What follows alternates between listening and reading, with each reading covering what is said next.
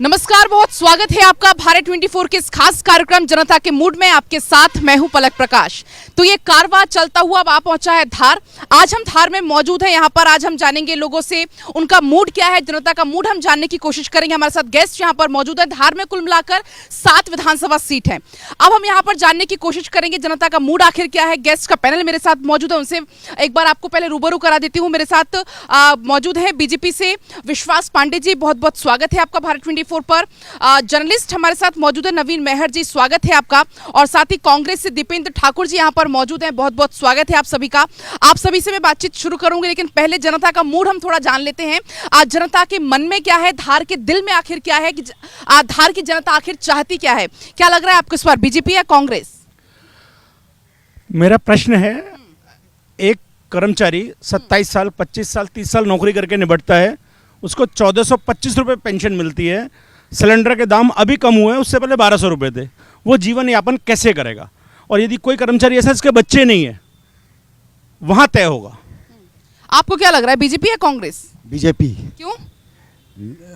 मोदी जी है तो हम सब नामुमकिन है। नहीं, और अगर धार की बात करें तो क्या लग रहा है, विधायक यहाँ? बीजेपी आएगा यहाँ पर भी। हाँ। कोई भी किसी को भी टिकट मिले, लेकिन यहाँ से बीजेपी ही बनेगी सर। अच्छा, आपको क्या लग रहा है? और भारतीय जनता पार्टी ने जो विकास कार्य किए हैं, वो धार विधानसभा की बात करें, जितने लोग कांग्रेस के बैठे, हर कांग्रेस के घर के सामने का रोड भी विधायक नीना वर्मा की निधि से ही बना। अच्छा, क्या लग रहा है इस बार, बीजेपी या कांग्रेस?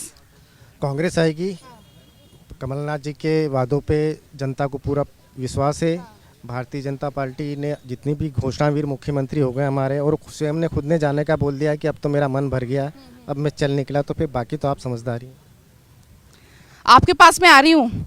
जिस तरीके से सीएम शिवराज सिंह चौहान लगातार इस चीज़ों से बयान दे रहे हैं, उस बयान का जिक्र वो कर रहे हैं कि अब मैं चला जाऊंगा तो बहुत याद आऊंगा, लड़ूं या ना लड़ूं, ऐसे तमाम बयान जो दे रहे हैं। ऐसी कोई बात नहीं है। हमारे मुख्यमंत्री मजबूती के साथ प्रदेश की जनता के साथ खड़े हैं और खड़े रहेंगे। जहाँ तक सवाल है कांग्रेस का, आज से जो नई जनरेशन है उसे पता नहीं है कि मध्य प्रदेश के अंदर सड़क थी, सड़क में गड्ढे थे कि गड्ढे में सड़क थी। आज की तारीख में हाईवे, मतलब सड़क, बिजली और पानी के जो 3 मूलभूत सुविधा है जनता की, उस पर बहुत बड़ा काम हुआ है मध्य प्रदेश के अंदर। इसलिए ये जो बात कर रहे हैं, मजाकिया बात कर रहे हैं, इस बात में कोई दम नहीं है। अच्छा, मजाकिया बात कर रहे हैं, कह रहे हैं, क्या लगा? मैं तो जो बोला गया है उसका समर्थन करता हूं कि वाकई मुख्यमंत्री जी चले जाएंगे तो बहुत याद आएंगे।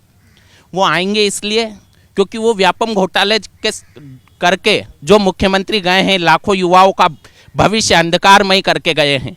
जब रोजगार के लिए आंगनवाड़ी कार्यकर्ता हो, पटवारी हो या पटवारी भर्ती का घोटाला हो, चिकित्सा वैश्विक महामारी के दौरान न्याय मांगते लोग हो, धार का मध्य प्रदेश का किसान हो, महिला हो या जो भी वर्ग हो, जब वो परेशान रहा, जब उसको जरूरत पड़ी, और जब इन्होंने घोटालों पे घोटाले करे, भ्रष्टाचार करे, उसके लिए जरूर भ्रष्टाचार में कभी कोई किसी का नाम आएगा तो उसके तमाम घोटालों का आरोप, तमाम यहाँ पर क्या कुछ जवाब देंगे आप? इनका काम तो इनको अनुभव है, क्योंकि पहले थे ही है, पर आज तक घोटाले ये क्यों नहीं पेश कर पाए ये कि एक आधी घोटाला तो बताइए। अभी नाम ले रहे थे वो, इनने आग लगा दी सतुआ भाई। इनको ये तो जानकारी होने की, आग लगाई तो सबूत पेश करे। इनके पास सबूत नहीं है ना। देखो, प्रदेश का युवा जो है रोजगार चाहता है। अगर उसको गलती से अगर लाखों पद निकलते हैं और लाखों वैकेंसी निकलती है, 2 4 5 लोगों को अगर जॉब मिलता है, तो वो भोपाल में जाके हमारे जैसे युवा लाठी खाते हैं। अगर हम बात करें कि यहाँ की परेशानियाँ क्या मुद्दे हैं धार की, अगर हम बात करें, धार ऐतिहासिक शहर है, राजा भोज की नगरी है। धार अपने आप में एक वाइब्रेंट सिटी है और लगातार धार ग्रोइंग कर रहा है। लेकिन मूल रूप से ये है कि धार अपने जिस वैभव के लिए जाना जाता है, मैं दोनों दल से अपेक्षा करता हूँ कि वो लोग लगातार एक समग्र धार शहर के विकास को लेकर के एक समग्र नीति बनाए। तो निश्चित तौर पर इस धार फिलहाल विकास कर रहा है, नहीं कर रहा है? लगातार विकास कर रहा है। मेडिकल कॉलेज की सौगात अभी धार की विधायक ने दिलाई है, और इंजीनियरिंग कॉलेज भी दिलाया है, लॉ कॉलेज भी आया है। तो निश्चित तौर पर धार लगातार विकास की ओर बढ़ रहा है। मैं ये चाहता हूँ कि एक दोनों ही दल समग्र रूप से ऐसी जनता के लिए काम कर, कुल मिलाकर धार को विकास मिले। क्या आप कह रहे थे, आप जवाब दीजिए। मैं इनको बताना चाह रहा हूँ कि अभी जैसे ये बोल रहे थे कि मध्य प्रदेश में बेरोजगारी है, मैं कल रात को ही मीडिया में खबर देख रहा था जिसमें पूरी रिपोर्ट पेश की गई सरकार की, जिसमें सबसे कम बेरोजगारी दर मध्य प्रदेश में है 1.6, जबकि कांग्रेस शासित प्रदेशों की हालत है 4.2। वहाँ पर 4.2 बेरोजगारी की दर है और मध्य प्रदेश में 1.6।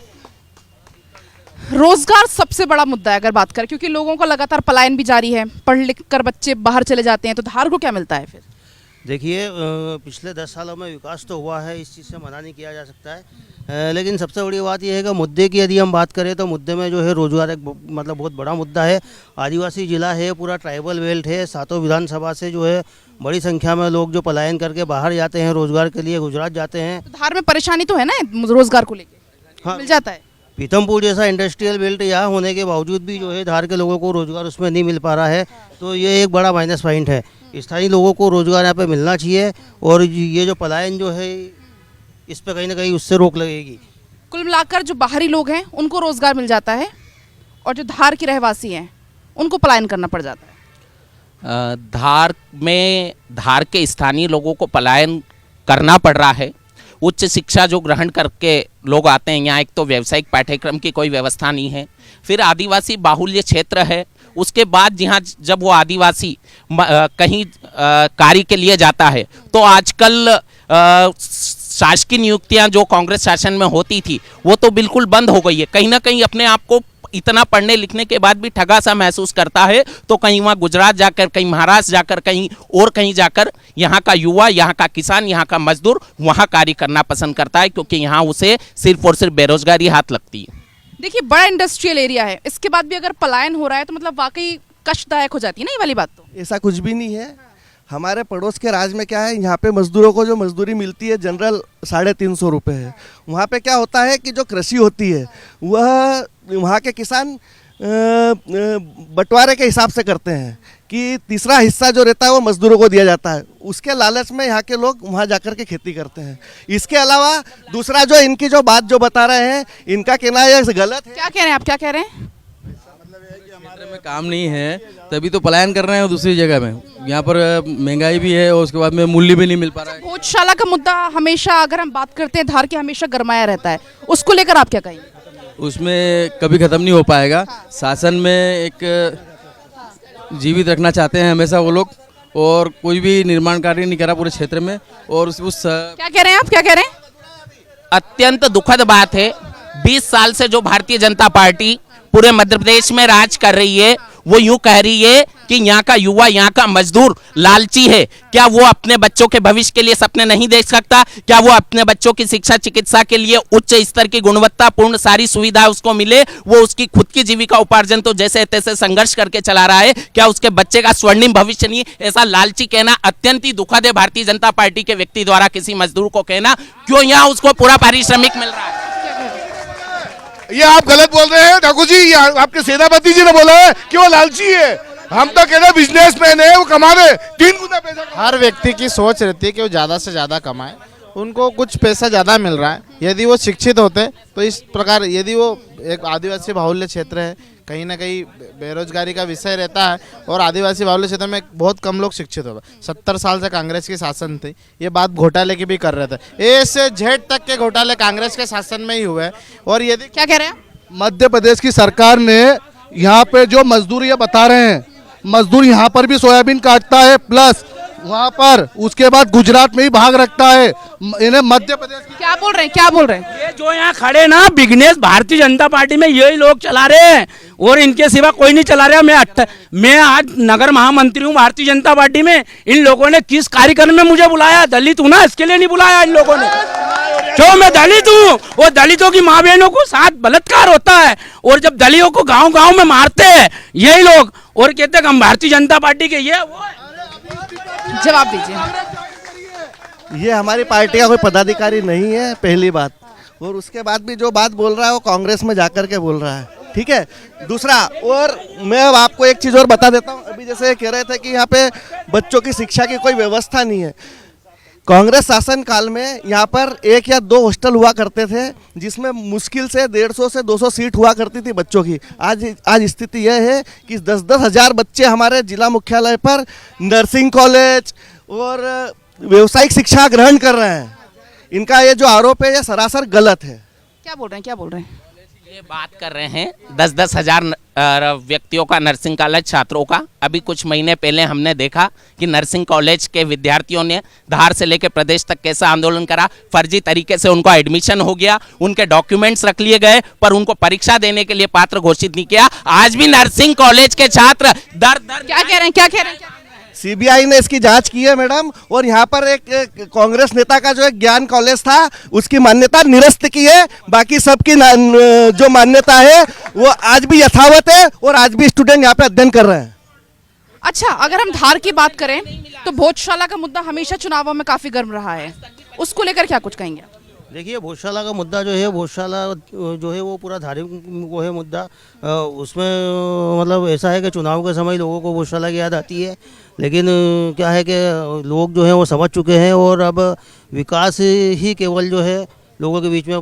भोजशाला की चर्चा कर रही थी मैं। हमेशा जब जब भोजशाला की बात आती है हमेशा चुनावों में ये मुद्दा गर्म रहता है। नहीं, ये इनका कहना गलत है कि चुनाव में मुद्दा गर्म रहता है ना। भोजशाला के लिए लगातार हिंदू समाज सत्याग्रह आज भी कर रहा है और जब तक मूर्ति नहीं आएगी उसके लिए सत्याग्रह करता रहेगा। ये कांग्रेसी कभी भी भोज उत्सव आंदोलन में, भोजशाला आंदोलन में कभी नजर नहीं आए। ये सिर्फ भारतीय जनता पार्टी के ऊपर आरोप लगाने के सिवाय इनके पास कोई चारा नहीं। क्या कह रहे हैं, क्या कह रहे हैं? हाँ, सत्याग्रह किसके खिलाफ? बीजेपी सत्याग्रह कर रही किसके खिलाफ? हिंदू संगठन सत्याग्रह किसके खिलाफ? पार्षद से लेकर राष्ट्रपति प्रधानमंत्री तक टोटल बीजेपी, यहाँ से लेकर वहां तक बीजेपी। सत्याग्रह करना पड़े या आपकी आवाज रखना पड़े, बहुत बड़ी बात है। आज से 20 साल पहले शिवराज सिंह जी ने राजबाड़ा पे सभा में किया था, मैं धार में नर्मदा का पानी पिला दूंगा। आज 20 साल हो गए, सिर्फ घोषणा हुई और कहीं नहीं हुआ। पिछले चुनाव में इंजीनियरिंग कॉलेज की घोषणा करके गए थे। अभी ये खड़े हैं, इनसे पूछो कि कॉलेज की जमीन चिन्हित करी क्या, किस जगह कॉलेज की जमीन चिन्हित करी? ये मेडिकल कॉलेज, अभी वापस यही बात आ गई। इनका जवाब आप दीजिए, इनका जवाब आप दीजिए। मेडिकल कॉलेज का भूमि पूजन हो गया है और ज्ञानपुरा के पास में जगह टेंडर भी हो गए हैं, जगह चिन्हित हो गई है और इनको थोड़े दिन बाद वहाँ पे काम होता हुआ भी नजर आ जाएगा। क्या कह रहे हैं, क्या कह रहे हैं? जो बता रहे हैं जगह भी अलाउट हो गई है, अभी थोड़े दिन में इनको ऑटोमेटिक विकास दिख जाएगा। पैसे भी डल चुके हैं, कांग्रेस जो है वो विकास को हजम नहीं कर पा रही, इसलिए इनका कोई मुद्दा नहीं है। कह रहे हैं आप विकास को हजम नहीं कर पा रहे, कोई मुद्दा आपके पास नहीं? बात सुनो, कोई मुद्दा नहीं होता तो यहाँ पे इतने लोग खड़े, वोटिंग करा लो, मालूम पड़ जाएगी कि कौन किसकी तरफ है और मुद्दा की बात कर रहे हैं। हाँ, व्यापारी है ये, यहाँ से आप भी देख रहे होंगे कि क्या हालत हो रही है। ये फुटपाथ पे दुकान की बात, मैडम भोजशाला की बात है। मैं खुद भी सत्याग्रह में जुड़ा हुआ व्यक्ति था। मैं आपको बताता हूँ, केंद्र से लगा के तो मध्य प्रदेश तक भारतीय जनता पार्टी की सरकार है। शिवराज सिंह चौहान ने बोला था मैं बहुत जल्दी मूर्ति ला के दूंगा। आज तक हिंदुओं के साथ यहाँ भ्रष्टाचार, ये खल खपट हुआ हिंदुओं के साथ, धार के हिंदुओं के साथ। बताइए बताइए जी। मैं 2 मुद्दे चले हैं, दोनों मुद्दे पे एक प्रमाण के साथ जवाब देना चाहूँगा। सबसे पहला तो भोजशाला मुद्दा चला है। भोजशाला मुद्दे से 2003 में भारतीय जनता पार्टी की सरकार प्रदेश में धार में बनी। उस समय ये मुद्दा था कि यहाँ हिंदुओं की देवी हैं, मंदिर है, भोजशाला है और वाकई वाग देवी का मंदिर है। इस मुद्दे को लेकर बहुत आंदोलन हुआ, ये हुआ। और जिस शर्तों पे, जिन विश्वास के साथ भारतीय जनता पार्टी भोजशाला में मां वाग देवी के मंदिर की मूर्ति के लिए यहाँ बैठी थी, उसके बाद ही 2004 आया। माननीय कैलाश विजयवर्गीय जी प्रभारी मंत्री थे, उस समय भी हिंदुओं को डंडों से मारा गया। 2007 में भारतीय जनता पार्टी की सरकार में महेंद्र हार्डिया जी प्रभारी मंत्री थे, जब भी हिंदुओं को लाठियों से मारा गया। 2013 में भी हिंदुओं को लाठियों से मारा गया। 12 फरवरी 2016 को भी नरोत्तम मिश्रा के कार्यकाल में हिंदुओं को लाठियों से मारा गया। जो परंपरा थी, पुरानी चल रही थी, उस परंपरा में कभी किसी हिंदू का हित। क्या कह रहे हैं, क्या कह रहे हैं, क्या कह रहे हैं? पहले जो ये कांग्रेसी लोग अपने आप को हिंदू हिंदू बोल रहे हैं और हिंदुत्व के लिए लड़ रहे हैं, पहली बात तो जो इनके कांग्रेस के जो प्रमुख है राहुल गांधी, वो उनका धर्म तय करे। दूसरी बात क्या भोजशाला की बात करते हो? भोजशाला की मूर्ति लंदन में है, दूसरे देश में। वहीं रामलला की जो मूर्ति थी वो उसी स्थल से निकली, उसके बावजूद ये सब खड़े हैं यहाँ। मेरा इनसे एक निवेदन है कि भोजशाला में प्रति मंगलवार हनुमान चालीसा पढ़ने जाते हैं, 20 लोग से ज्यादा नहीं होते हैं। वो जब त्योहार आते हैं तो वहाँ 20,000 25,000 पब्लिक हो जाती है। ये क्या कारण है? ये सिर्फ दिखावा के लिए जाते हैं। अभी मंगलवार गया, अगर 20 आदमी से 25 आदमी हो तो बता दो, ये हिंदुओं की बात करते हैं। कोई जुड़ने वाला नहीं इनके साथ में, कोई जुड़ने वाला नहीं है। मेरी बात सुनो, आज 50,000 पब्लिक इनके साथ में थी, आज 20 केवल 20, उसके अलावा कोई जाने को तैयार। क्या है ना, जब इनके पास रोजगार पे बोलने के लिए समय नहीं है तो ये क्या करते हैं, सीधे हिंदू मुस्लिम एक ही एजेंडा है। जब भी चुनाव आते हैं हिंदू मुस्लिम वाला राग अलपना चालू कर। ये कांग्रेस, दीपेंद्र जी, ये भोजशाला की बात करते हैं। राम को काल्पनिक बताने वाली पार्टी कांग्रेस है, और सबसे अधिक दंगे कांग्रेस के दिग्विजय सिंह की सरकार में हुए हैं। ये प्रमाण इनके सामने है। क्या भोजशाला को कमाल मौलाना मस्जिद घोषित करने वाला दिग्विजय सिंह इनका ही मुख्यमंत्री था। इसी कांग्रेस के राज में हिंदुओं पर भोजशाला में ताले लगाए गए थे, डंडा खाए थे भोजशाला में। चलो कुछ थोड़े आम लोगों से बात करते हैं एक बार। क्या लग रहा है इस बार बीजेपी कांग्रेस? बीजेपी आएगी। जहां तक अगर रोजगार की बात है तो बीजेपी के राज में दीनदयाल अंत्योदय योजना चल रही है, जिसमें हर गरीब व्यक्ति को 5 रुपए में खाना मिलता है। ऐसा खाना और हर व्यक्ति खा सकता है। ये कांग्रेस की सरकार में नहीं आया। क्या लग रहा है इस बार बीजेपी कांग्रेस? बीजेपी। अच्छा, क्यों? क्योंकि बीजेपी के शासन में सभी चीज व्यवस्थित, कानून की व्यवस्था अच्छी, युवाओं के लिए रोजगार अच्छा, किसानों के लिए हर काम अच्छा, किसानों के लिए पानी की पूरी। आप बताइए। बहुत बढ़िया, भारतीय जनता पार्टी की सरकार बनेगी। ये युवा तो कुल मिलाकर अलग अलग लोगों के अलग अलग दावे हैं और दोनों ही पार्टियां पूरी जोर आजमाइश में लगी हुई हैं, क्योंकि धार ये वो इलाका माना जाता है जहां कहा जाता है जिसने आदिवासियों का भरोसा जीत लिया, सीट उसकी। आप जब तक देखते रहिए भारत 24।